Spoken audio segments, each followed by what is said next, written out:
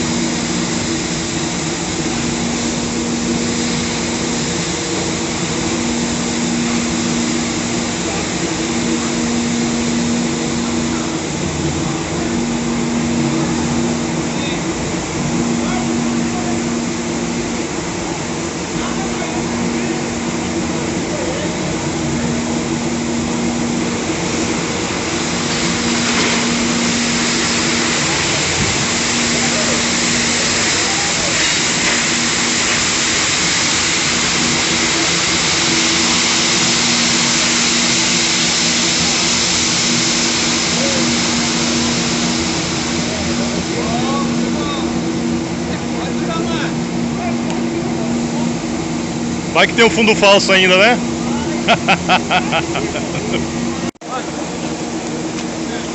Polícia Rodoviária Federal, Delegacia de Guaíra.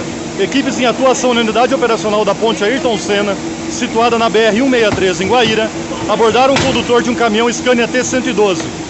Em meio à carga de milho, diversos fardos contendo maconha, que serão devidamente pesados e encaminhados à Polícia Federal em Guaíra.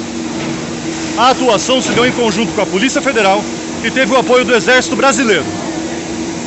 PRF Brasil.